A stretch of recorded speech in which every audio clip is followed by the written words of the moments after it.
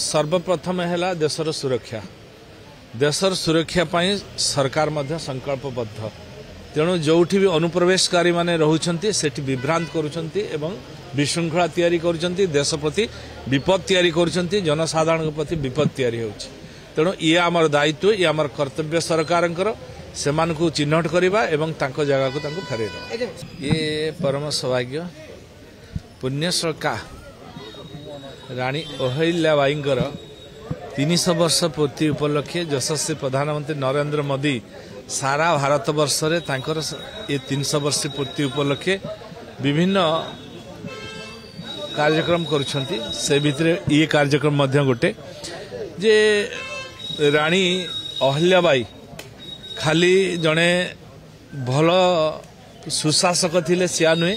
सी जड़े परम शिव भक्त मध्य थिले 100 रु अधिक शिव मंदिर से निर्माण करथिले पुनरुद्धार करथिले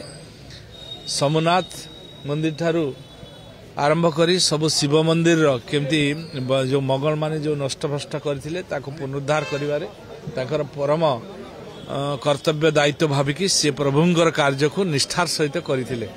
तेणु आज आमे एठी प्रभुंक पाखरे आज दर्शन कलु एवं स्वच्छ भारत कार्यक्रम मध्य एठी आमे आज करिया पाई निष्पत्ति नेइथिलु आज हमर समस्त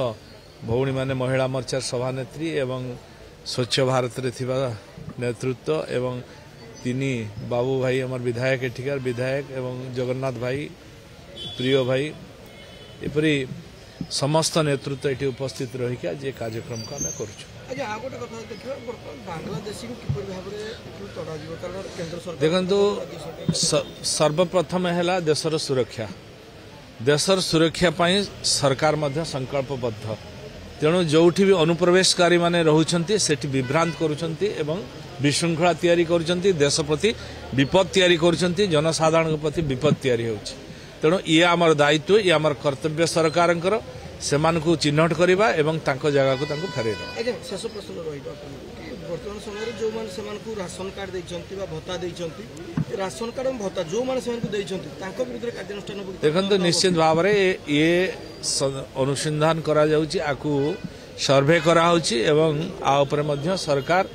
यशस्वी मुख्यमंत्री मध्य गुरुत्वर सहित आको निरीक्षण करुछंती एवं ता ऊपर से पदक्षेप आउट अछि जो 15-50 लाख पर्यंत रहिची घर ओपन दैछन अर्बन एरिया से विषय कोन कहै देखंतु घर गरीब लोकंकर आवश्यकता बहु अछि आपण माने जानुथिबे शहर को गले कोटी टंकार तळ को घर गुटे पाइबा कष्ट कराई जाउछि तेणु आम सरकार लोकों सरकार मोहन माझी को सरकार चिंता करुछंती साधारण लोकटे केमती घर पाई परिबो आज जदी बस्ती भी वृद्धि होछि तार कारण उटे सेटा एक नंबर कारण कारण घर न पाइबा कारण जे जोटी घर करिक रहउछंती तेणु संस्था रे घर दबा एफोर्डेबल हाउस दबा एमआईजी एलआईजी घर करिक यथेष्ट घर तैयारी करबा शहर रे ये हैला हमर प्रमुख दायित्व बोली हम सरकार चिंता